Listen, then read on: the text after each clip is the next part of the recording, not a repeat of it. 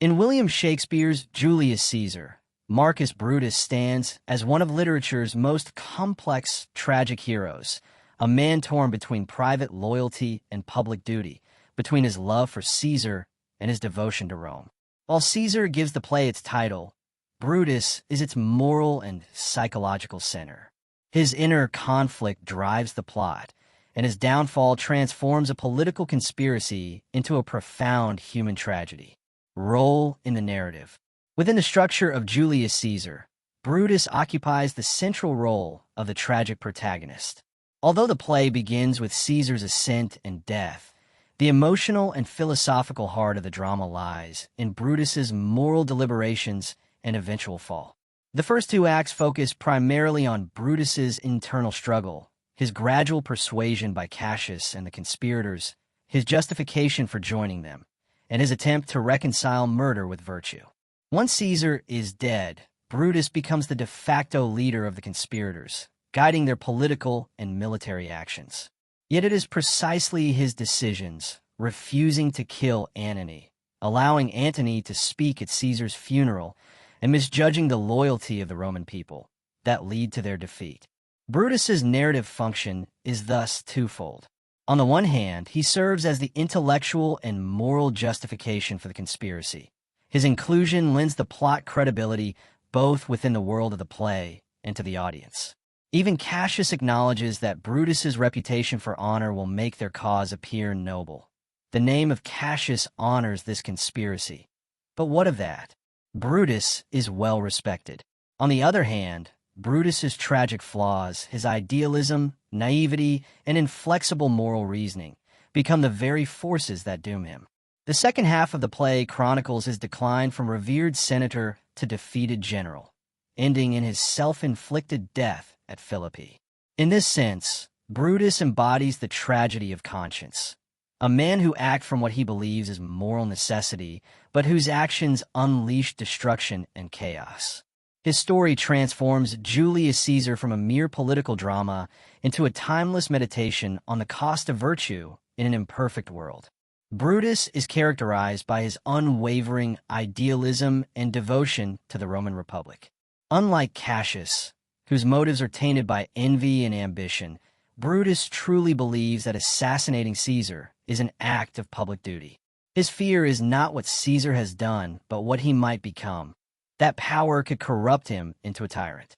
This abstract reasoning marks Brutus as an idealist. He acts not on evidence, but on principle. He kills Caesar not for any crime, but for a hypothetical one. This reliance on principle over practicality underscores both his nobility and his tragedy. Brutus's love for Rome blinds him to the complexities of human nature and political reality. His moral logic, though pure, is detached from experience. He assumes that others, his fellow conspirators, the Roman citizens, even Antony, will act with the same rational integrity he values. This fatal misjudgment ultimately leads to his ruin. At the same time, Brutus's patriotism sets him apart as the moral conscience of the play. His ideal of republican virtue, which prioritizes the welfare of the state over personal ties, reflects a philosophical lineage dating back to classical Stoicism. Symbolic significance. Symbolically, Brutus represents the tension between republican virtue and political reality, between moral idealism and the pragmatic demands of governance. To his fellow conspirators, he is a symbol of ethical legitimacy. To the audience, he embodies the conflict between love and duty. Brutus's internal struggle, whether to remain loyal to Caesar the man or to oppose Caesar the potential tyrant, captures the universal dilemma of balancing personal affection with ethical responsibility. His role also serves as a commentary on the fragility of democratic ideals. In killing Caesar to preserve the Republic, Brutus unwittingly destroys the very values he seeks to protect. His moral reasoning, though pure, fails to account for the power of rhetoric, emotion, and popular will. When Antony manipulates the crowd during his funeral speech, turning them against the conspirators, Brutus's abstract ideals collapse under the weight of human passion. Moreover, Brutus's name itself carries symbolic resonance. In Roman history, Lucius Junius Brutus founded the Republic by expelling the tyrant Tarquin. By aligning his character with this lineage, Shakespeare heightens the irony. Marcus Brutus, in attempting to emulate his ancestor, becomes the instrument of the Republic's end. His act of liberation becomes an act of destruction, suggesting the cyclical and self-defeating nature of political idealism when divorced from pragmatism. Broader implications. Beyond the historical and dramatic context, Brutus's character invites reflection on the ethical dilemmas of leadership and political morality. Shakespeare wrote Julius Caesar in the late 1590s, a time when England faced uncertainty about succession and governance under the aging Queen Elizabeth I.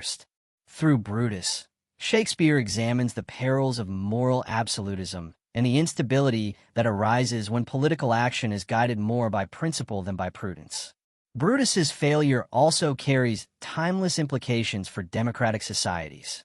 His tragedy serves as a warning of the dangers of acting on abstract ideals without understanding the human realities they impact.